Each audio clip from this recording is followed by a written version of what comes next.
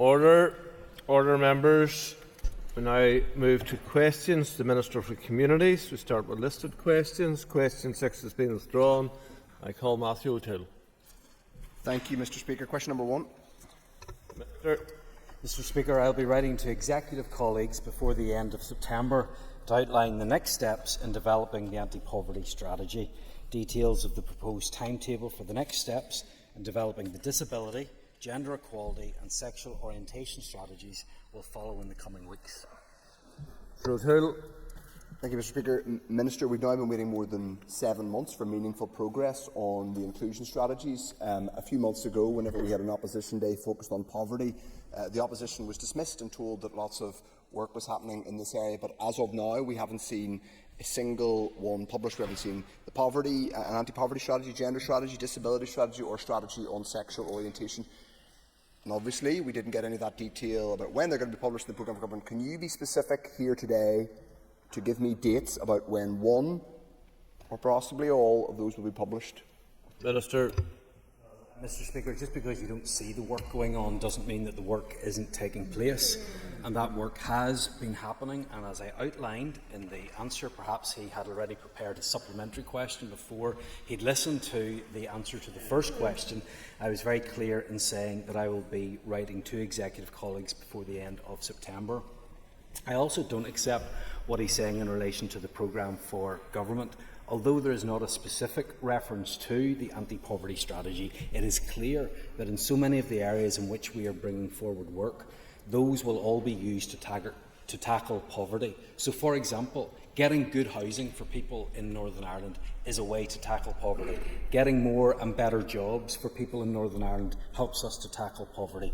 Better educational attainment and indeed better health outcomes. All of these will contribute towards reducing poverty, and I look forward to being in a position to publish that strategy in the near future. But of course the member will understand that it will be subject to executive referral and approval. Ryan Kingston. Thank you, Mr. Speaker, and I wish to ask the Minister, given the rise in poverty with the cost of living crisis, will he commit to prioritising the anti-poverty strategy? Minister. Absolutely, Mr. Speaker. Not just because there is a legal duty on me, as there have been on all of my predecessors since 1998, but this is an issue that we need to tackle.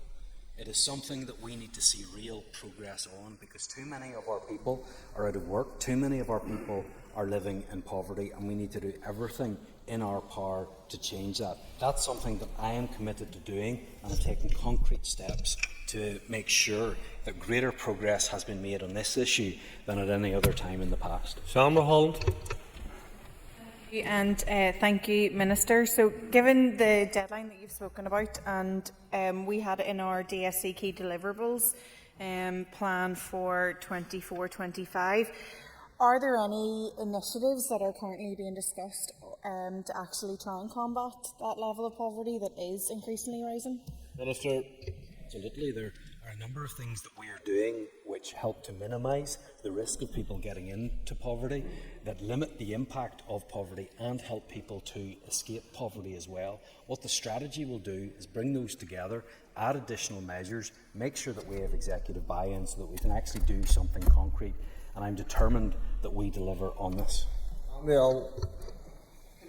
Detail the last time his officials engaged with the expert panel members who helped shape these strategies? Mr. Speaker, it is important that we have that coordination and that we listen, and it will certainly be my intention to make sure that the strategy is viewed and that we have further time for input on the strategy as well. In reference to the specific date, the member will forgive me, but I don't have that detail, but happy to provide it to him. Question 2. Minister. Mr. Speaker, as I said when it was announced, restricting the winter fuel payment will have a detrimental impact on many in our society. For those who are well less off, it creates an additional financial burden and comes amid a range of cost of living pressures. I have already made it crystal clear to the Secretary of State for Work and Pensions my opposition to this decision, and I've outlined the impact it will have on people in Northern Ireland. A household is considered to be in fuel poverty if it must spend more than 10% of its household income on all fuel use. And the last House Conditions survey identified the types of households most likely to be impacted by fuel poverty. And this reported that 31% of households with one or more people of pensionable age are likely to be in fuel poverty. This rate increases to 38% of households headed by a person over the age of 75. Given the decision to move the annual winter fuel payments to a means-tested system, the fuel poverty strategy will aim to minimise the impact of this change on pensioners at risk of fuel poverty in Northern Ireland, and we will analyse the impact of the removal on pensioners who are above the threshold and income-related benefits and are susceptible to fuel poverty. Mr Gildernew. And thank you, Minister, for that. Can you outline, Minister, given the amount of rural properties that has been identified with that crossover, what steps you can take or are considering taking to mitigate for rural homes which don't have access maybe to gas and other forms of heating? Minister. Mr Speaker, it absolutely is the case that rural homes are affected even more by fuel poverty, and it's something I think I addressed in my response to Deborah Erskine last week, actually. And we are, of course, going to see that reflected not just in the fuel poverty strategy, but also in the energy strategy that is brought forward. How do we tackle fuel poverty? It's not just about raising incomes, it's making sure that people spend less of their income or have to spend less of their income on heating their homes, and that's where energy efficiency in particular is very important. Leanne Forsyth. Mr Speaker, can the Minister ensure that the fuel poverty strategy reflects the cuts to the payments by the Labour government? Minister. Absolutely, we're finalising and indeed making good progress on the parameters around the fuel poverty strategy, but obviously that's going to have to change now because this is a significant difference compared to what was the case. There is the possibility of many more falling into fuel poverty in that category of older people, and so we now need to make sure that we're taking all of the steps that we can to address what, unfortunately, because of the decision of the Labour government, has been a new aspect to this whole issue. Kelly Armstrong. Mr Speaker, and thank you to the Minister. Minister, could I just ask, when it comes down to the winter fuel payments, we know that have affordable rent or warmth is very important. Can I confirm, or can you confirm that the Housing Executive then will direct at pensioners who live in homes that have not yet been retrofitted will be targeted first with that scheme in order to make their heat as affordable as possible? It's absolutely an issue that I will be raising with the Housing Executive at our next meeting, and I will be encouraging them to take all the steps that they can to make sure that we are identifying and helping those who are going to be most affected by this decision. Durgan. Thank you, Mr Speaker. Thank the Minister for his answers thus far. It's following on from Ms Armstrong's question that the Minister encouraging the Housing Executive to target with its affordable warmth scheme pensioners impacted by the loss of this payment. Can the Minister outline how he expects the Housing Executive to do that when the budget for their affordable warmth scheme has been cut by 53%? Minister. Of course, I'm actually grateful to the member for raising this issue, because it is right that we identify the serious budgetary situation that we find ourselves in, and why I will continue, and I hope that the member will also continue to press for that additional funding for these key schemes and strategies that my department implements, which actually have an impact on reducing so many of the societal problems that we face. It's also why, in bringing forward a new a new fuel poverty strategy, that we will make sure we're looking at new and innovative ways in which that we are targeting that money and making sure that we're helping those most in need. Sugden. Thank you, Mr Speaker. Minister, the change to the winter fuel payment will bring in itself a new process which will undoubtedly costs money. How much is this going to cost with compared to the savings that the British Government are trying to make? Minister.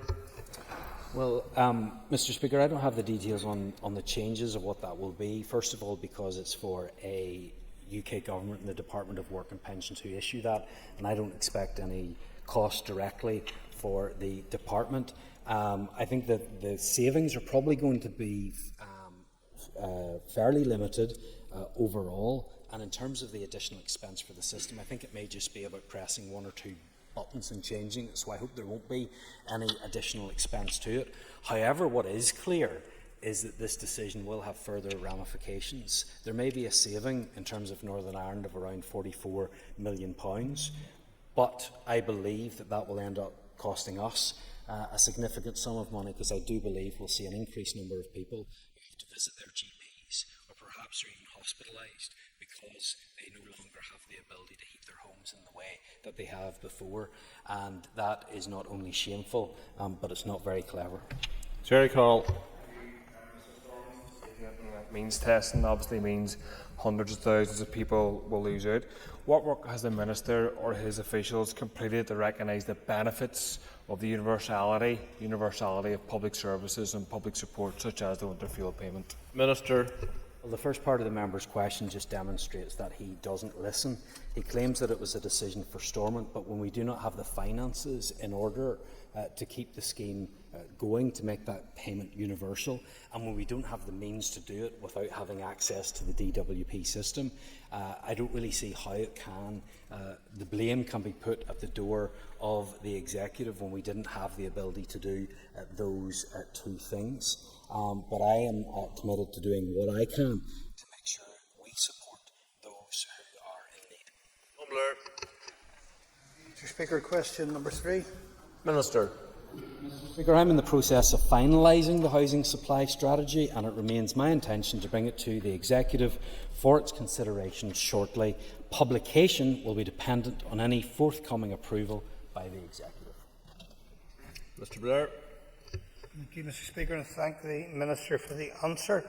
Can the Minister at this stage give any detail on discussions he's had with the Department of Infrastructure regarding the reform of the planning system, or with the Department of Finance in relation to budgets to ensure that the housing supply strategy can properly be implemented? Mr. Speaker, I have had conversations with both the Minister for Finance and the Minister of Infrastructure. There are important issues raised here. First of all, planning is one of many issues that affects our ability to build homes, and I think that there are a number of ways in which we need to look at the way that we operate our planning system, in particular around response time from statutory consultees, and it was one of the issues in particular that I raised with the Infrastructure Minister, and the need to make sure that there is a way in which we can encourage the responses to come as quickly as possible, and if necessary perhaps we need to go beyond encouragement at times on those as well. In regards to the Minister for Finance, I have of course in many meetings that I have had with her emphasised the need for more investment in our social housing budget. I believe it is incredibly important so that people can have a safe, secure and warm home, that we have the funds necessary to continue with the social housing development programme at the pace that we require, and I hope that those conversations will produce fruit.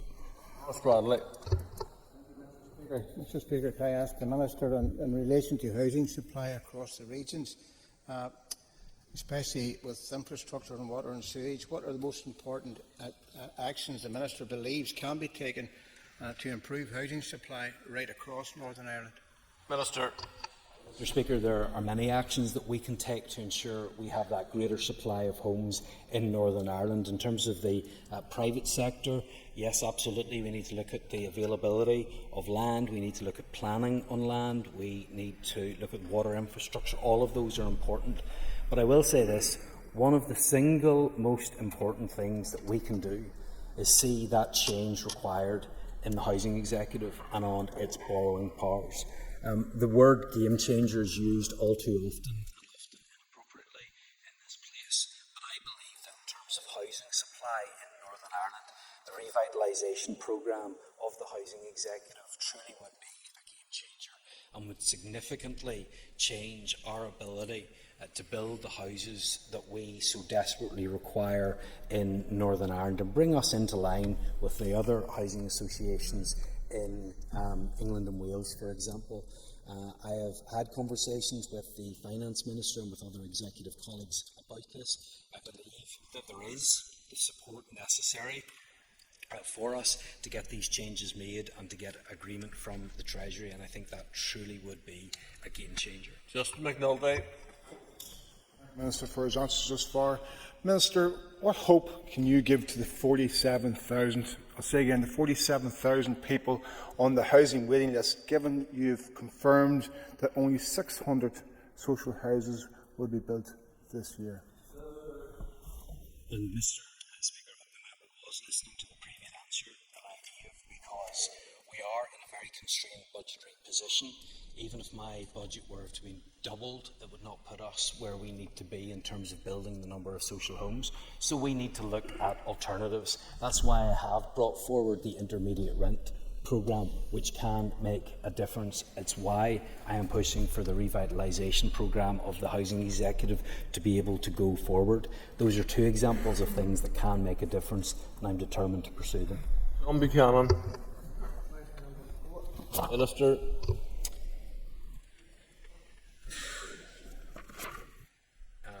Mr. Speaker, I believe that this was going to be linked with question 13. Yes, thank you.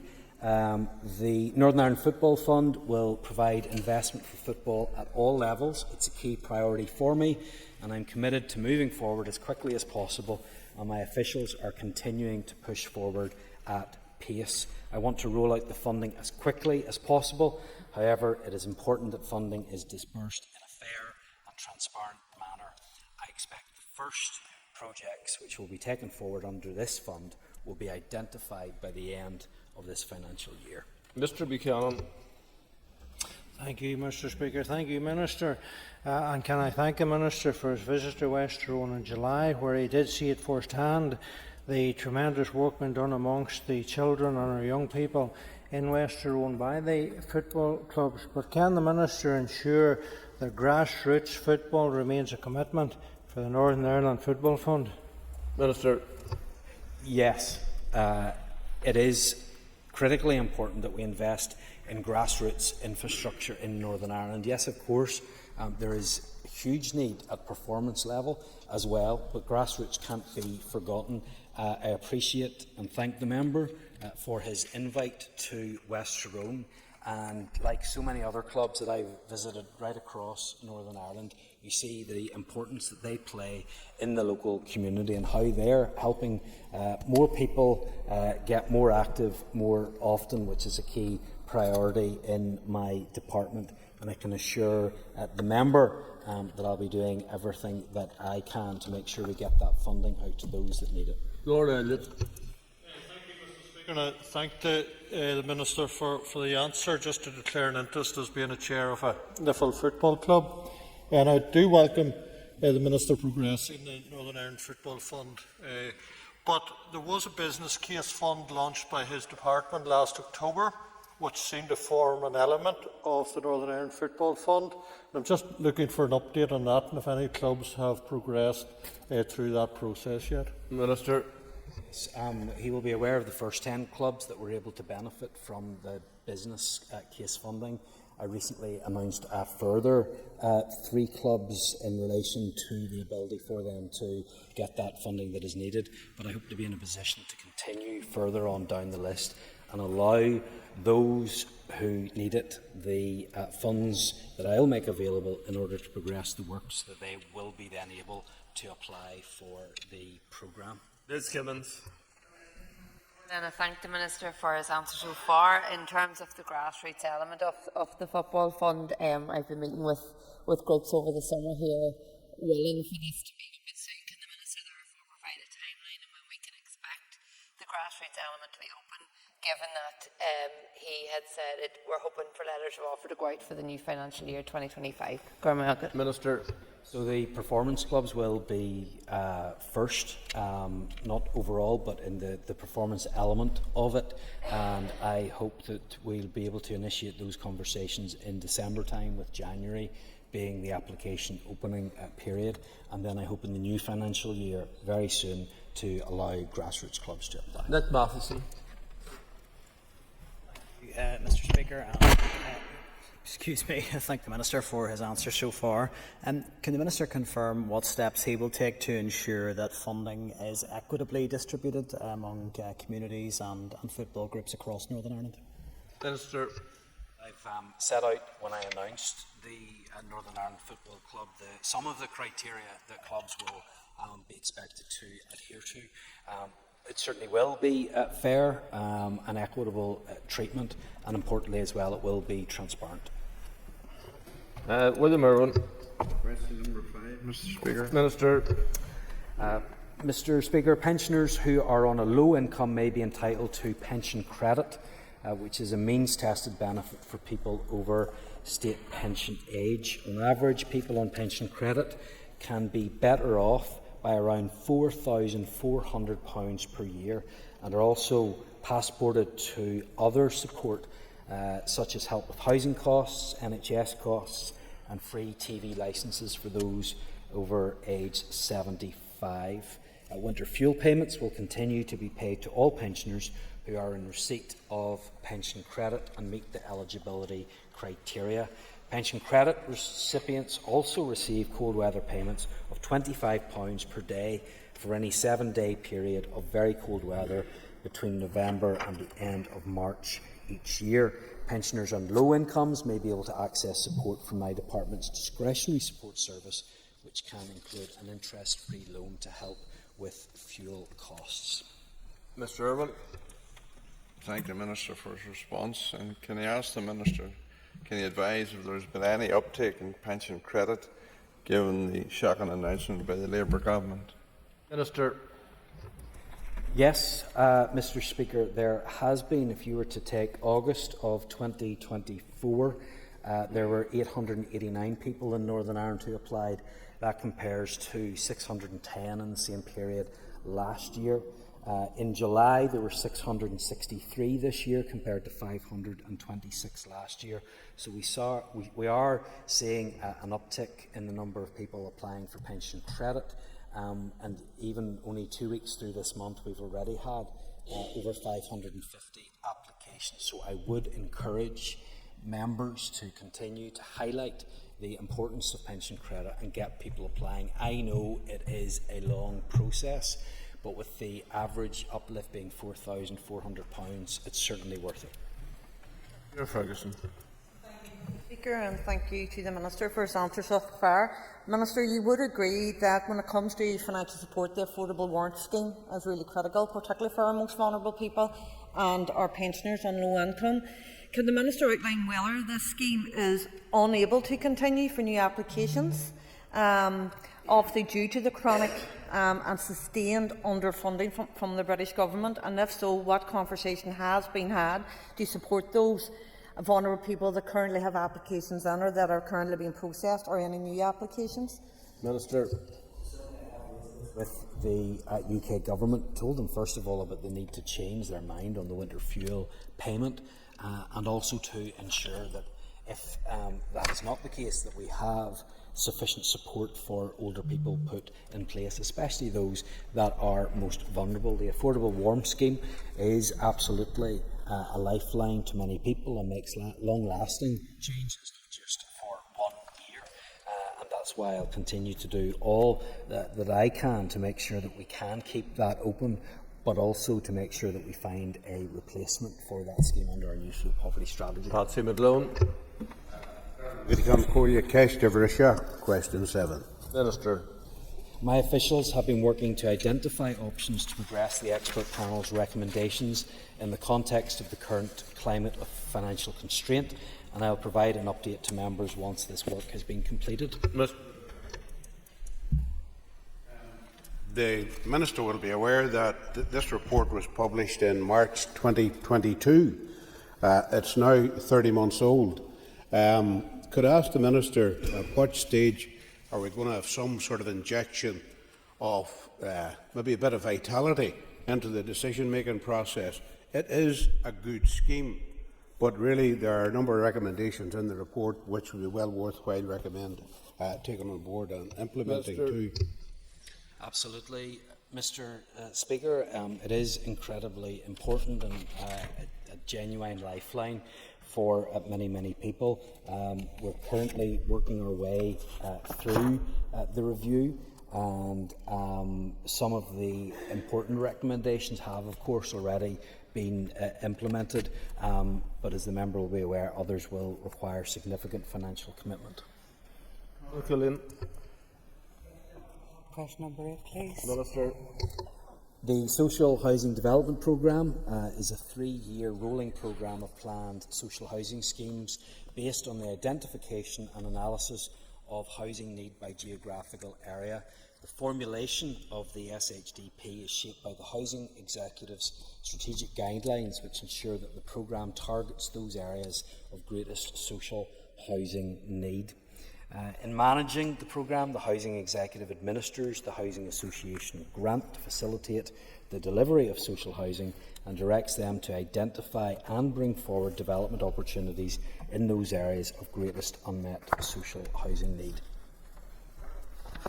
For his response, that was a bit convoluted. It's just what I'm asking him, given the shortage of funding around housing build, can he ensure that he will stand over houses being built and delivered on objective need rather than sectarian lines or social engineering, that they will go to those in housing stress on the housing waiting list? Minister. I'm sorry if the member believes that my answers are convoluted.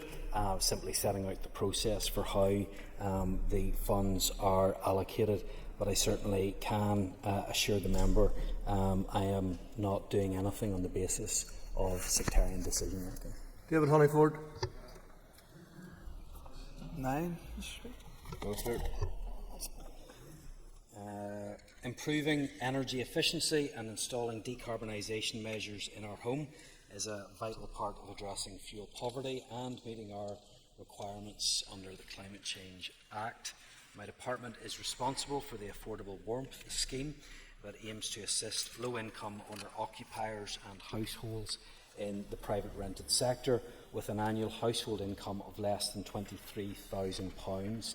The scheme provides a range of energy efficiency measures, including loft, cavity wall and solid wall insulation, replacement of inefficient heating systems and replacement windows where appropriate. My officials are currently in the early stages of developing a new, more ambitious fuel poverty energy efficiency scheme for low-income households to replace the current Affordable Warmth Scheme, which ends in 2026. Mr. Honeyford. Thank you, and thank the Minister for his answer. Can the Minister outline how he's going to meet the carbon goals in relation to housing and outline how what needs to move as we move forward into the years ahead? Minister. Well, of course, Mr. Speaker, as we all know, this House passed the Climate Change Act that gave us the climate change targets, and those are going to be incredibly difficult for us to meet. Of course, they were beyond what was recommended by experts at that time, and we now have to live with the consequences of the decision that this place has made. But the schemes that I have outlined will contribute to net zero targets. And that's obviously important as residential decarbonisation is significant. But for me, what's more important is actually ensuring that people have a warm home to live in, and for me, that's where the real benefit comes from. Robbie Butler. Mr. Speaker. Minister. 249,600. Mr. Butler. I thank the Minister for his answer. It was in brevity, but 249,000 is an incredible number. It's a $250,000 almost. Could the Minister detail to us the concerns that he's raised about the disproportionate effect that it will have on pensioners in Northern Ireland, given it is a disproportionate number? And will his department introduce a support scheme like the previous emergency fuel payment scheme to assist householders in need? Minister. Well, yes, I have raised this and highlighted the impact with UK government ministers on a number of occasions, with ministers from the NIO, different ministers within DWP and elsewhere. To put this number into context, that's over 80% of pensioners in Northern Ireland. So these are not just the rich, these are not just the millionaires, these are not just people that can easily afford it. There are many, many people just above the threshold that are going to be significantly impacted by this decision. In terms of mitigation against this, we will certainly do what is in our power. We need to await to see what Barnett consequentials might be available from this, and then we need to make sure that we're helping those who are in need. Minister. As I have said, Mr. Speaker, I strongly disagree with and am totally opposed to the Labour government's decision to change winter fuel payment eligibility criteria, and I'm very concerned about the serious consequences that this will have on the comfort, well-being and health of older people across Northern Ireland. I circulated a paper for executive discussion detailing the implications of the changes to the winter fuel payment following the Chancellor's statement. This paper outlined the estimated £44.3 million additional costs, excluding additional delivery and staffing costs, to the block grant of maintaining the universal payment. The paper also estimated the £5 to £8 million cost of delivering an appropriate IT system to deliver universal winter fuel payments in Northern Ireland, and a further 20% of the development spend per annum for support and maintenance. The member will be aware that for me to stand still this year in the department necessitated an additional £130 million. I received £13 million. I have already had to make significant savings in this year, and I did not have the room in my budget to enable this payment to continue. However, as I've said on many occasions, not only did we not have the budget available, we didn't have the means to deliver through the absence of a suitable IT system.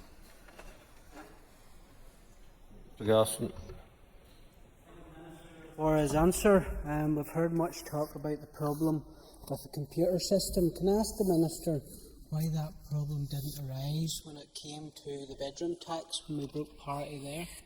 Minister. Yes, because there was a longer lead-in period. Currently, the DWP are changing their system to allow for the changes that are taking place across the whole of the United Kingdom, and they did not have the capacity to allow us, and we asked, and the indications that were coming back were that this would not be possible.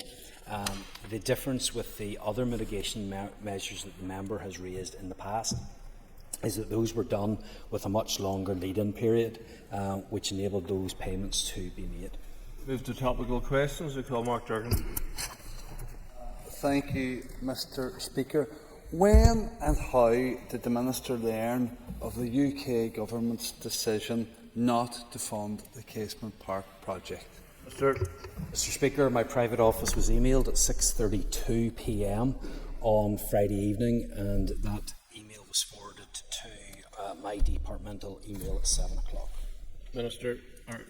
Durkin. Thank the Minister for her answer. His answer, sorry. It would seem that this Minister, once again, is always the last to know. Given that we've heard in a statement just before question time from the Finance Minister that her officials learned on Wednesday that the British Government was to pause its funding commitments, does he not think it odd that, as Minister responsible for this project, he wouldn't be informed of that decision until more than 48 hours later? Minister. Well, Mr. Speaker, I can only reflect to the House what it is that actually happened in terms of the timings of this decision. What I will say is I think that it is inappropriate what has taken place with the government, to put it mildly, over the last week in terms of announcements that are made. I think that it is right and proper that the ministers are able to answer questions on this, and that they are able to speak to the media as well. And of course, neither of these things happened. Jerry Carroll. A lot of hand-wringing to try and distance you and the executive colleagues from the decision, your decision on the 30th of August at 3:30 on a Friday afternoon to try and cut the winter fuel payment. Maybe it's guilty conscience, I don't know. Do you regret making that decision? Minister.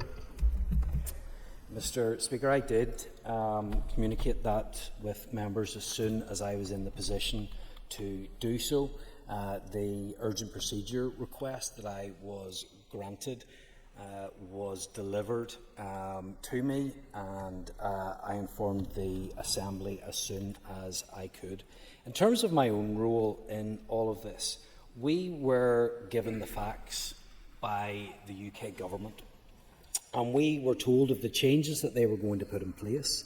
I was informed about how much that would cost after work done by my officials, and we were informed about the issues in and around the IT system as well. So we were left in the position where we were told that we didn't have the resources to continue this on, and we didn't have the means by which to take this on. So the member perhaps would have taken the approach of burying your head in the sand, pretending that this problem wasn't here. But it was made clear via officials that if we did not confirm our decision with the UK government, then they would go ahead and changing the DWP system only for Great Britain, which would have meant that nobody in Northern Ireland would have had access to their winter fuel payments. So it's not a decision that the executive were in any way pleased about.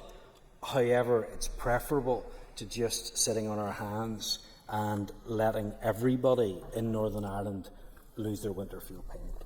Mr. Carroll. So the truth is you buckled with Keir Starmer and you could have stood strong against him, but you failed to do that. And you failed to listen to people impacted, hundreds of thousands of people impacted by this decision.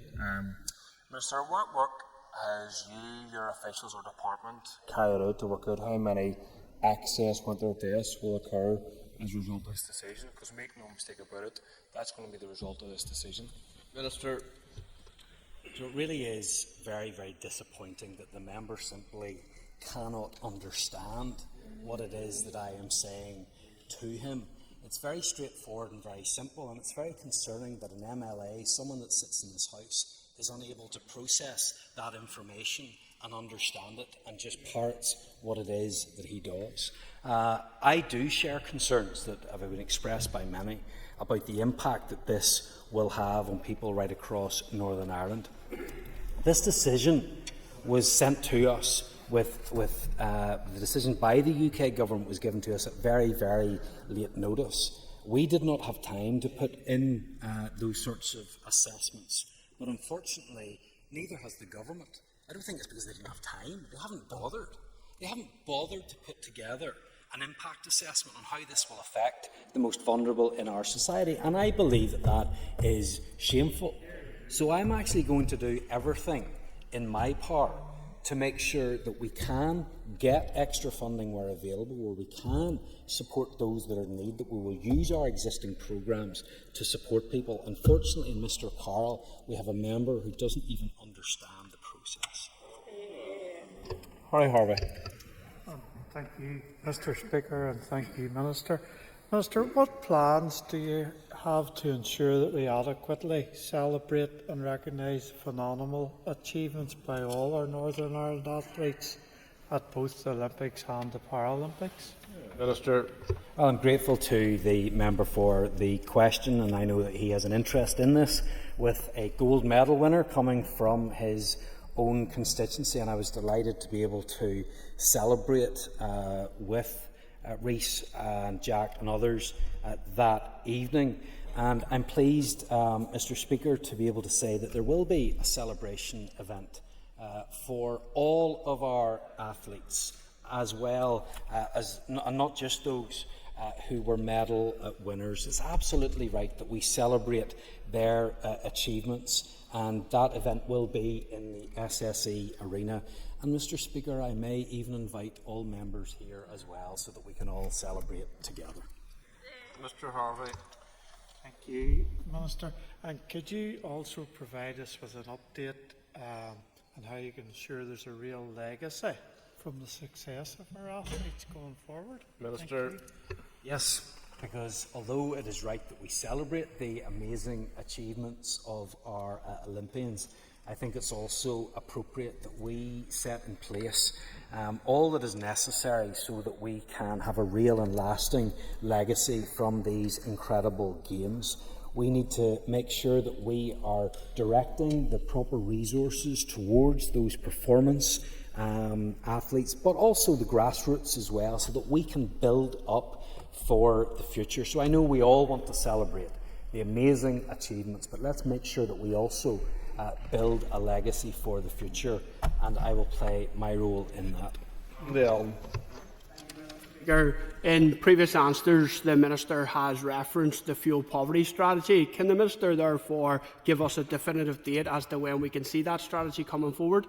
Minister, unfortunately I'm not able to give a definitive date on that because it will be subject to executive approval, but I can reassure the member that we have progressed with this at pace.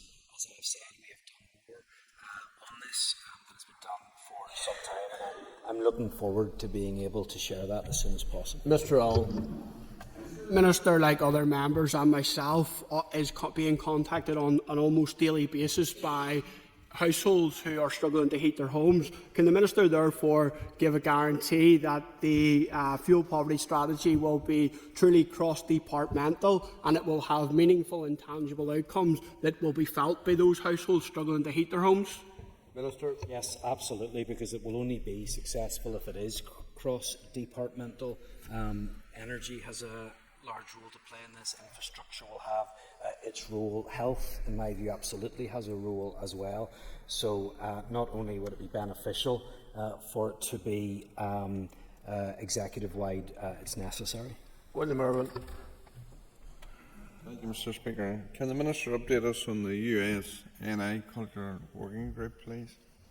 Minister. Mr. Speaker, I've been really impressed with the commitment and dedication shown by those who are members of the USNI Cultural Working Group. There has been excellent work done in terms of collaboration with the United States. There has been good collaboration between museums, NI and the Smithsonian, between PRONI and with the National Archives as well. And I look forward to being in a position to announce more on that very, very soon. But I think it's also really important that we take advantage of the 250th anniversary of the signing of the Declaration of Independence and make sure that Northern Ireland remembers, recognises its role in that part of the history of the United States. Mr. Irwin. Thank the Minister for his response. What else can the Minister commit to in support of the working of the Ulster Scots Agency and the work of many other organisations to support the Ulster Scots tradition? Minister. Absolutely, and he's right to mention the Ulster Scots tradition, because this is something that goes far beyond a language. It's about the culture, the history, the heritage, the tradition that we want to celebrate, and it goes beyond our shores. It's not something that was from here and remained here, but there is so much more for us to celebrate throughout the world, and that's why I have brought forward this US Cultural Working Group, because I believe there's huge potential there that hasn't been exploited in the past. I'm determined that we do that in the future. I thank the Minister for his comments about culture with Ulster Scots. As a former festival Irish dancer, absolutely welcome that. But Minister, I want to talk to you about housing crisis. What reaction have you had from Westminster when you have raised the issue of housing crisis and the need for investment here in Northern Ireland? Mr. Speaker, I had the opportunity to meet with a number of UK government ministers, Northern Ireland office and others in housing as well in recent weeks, and I have expressed to them the issues around housing in Northern Ireland. The main issue, of course, that I have been progressing with them is the need for Treasury to change its rules around the housing executive so that we can see better maintenance of our stock and indeed more house building in Northern Ireland. And I believe that that is something that the government have taken on board. Ms. Armstrong. You've mentioned today that the housing strategy is coming forward. Can you share with the House what priorities you will have to ensure that all people have access to an appropriate home to prevent homelessness? Mr. Absolutely. Homelessness is a key priority for me, not only because of the seriousness of the situation, but because of how much it is that we are currently needing to spend. At the end, when it is most expensive, we should be investing earlier to make sure that we prevent it rather than address it when it arrives. And so that's why the housing supply strategy is so important, because all of the bits fit together, all of the different tenures are important that we increase supply. And in order to do that, there are many, many different partners against many different departments as well. And that's why I've been progressing that work at pace. John Bunting. Thank you, Mr. Speaker. We've heard a lot about the Minister's anti-poverty strategy today, and recently we all received an email from the Trussell Trust indicating that almost 4 in 10, 37% of people claiming universal credit in Northern Ireland ran out of food in the last month and did not have enough money to buy more. Could I ask the Minister, with regard to his strategy, we often deal with the effects, but what action is he taking to deal with the cause of poverty? Minister. The right that the member raises this issue. My department does significant work in tackling the impact of poverty, but that's not good enough anymore. We need to tackle the root causes of poverty, and there are a number of issues that we've discussed before. This is about housing, and about health, and about education. And what's really important is work and getting people to work, because that is one of the greatest barriers that people face right now to getting out of poverty. And that means we need to be in a position where we are giving that tailored support where necessary. And I've raised this with the government and given them examples of where we really have been able to make a difference. And I think you only have to take some of the figures around disability and employment. We are way behind where we should be, way behind the rest of the United Kingdom, and we need to ensure that we have the tools to get people the support they need to get back into work, because that is one of the best ways in which we can tackle poverty.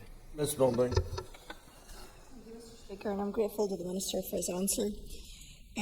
My constituents, along with many others across Northern Ireland, are living in conditions of damp, mould, and because of their situation in poverty, they are not able to pay for these works themselves. The Trussell Trust points out that just over 4 in 10 people claiming universal credit in Northern Ireland are either behind on bills and credit commitments or are finding it a constant struggle to keep up with them. So they can't afford to do the work themselves. If they were able to afford to do it themselves, the housing executive will not stand over the work. Doubtless there is a considerable backlog of maintenance. What will the Minister do to tackle the issues of delays in maintenance across housing executive properties? These are serious issues, and can I encourage the member to feel free to come to me if there are specific examples that she thinks that I can help her with. But in terms of those other more wider issues, what can we do to help? I think when she mentions the housing executive, it reiterates why it is so important that we ensure that the housing executive gets the powers that it needs to borrow against its assets to make improvements in the homes that we are talking about. And this will save us money later on. I say this again and again, if we can prevent at an earlier stage, we will end up saving not just money, but a lot of grief for people as well. That's why we need to make sure that this has changed and that we have the proper investment. Revitalisation is the way for us to do that. John Blair.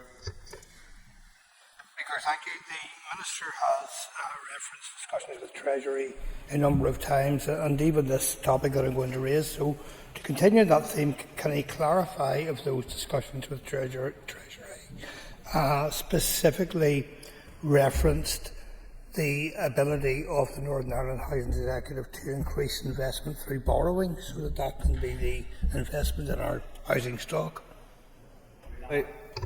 That is the issue that I was talking about. We need to make sure that the rules are changed with Treasury so that we can see that borrowing against our own stock and not only improve the properties, ones like Ms Bunting was talking about, but also ensure that we can build more homes as well, and that's exactly what I was referring to. We now move to questions to the Minister for Finance, and I call Connie again.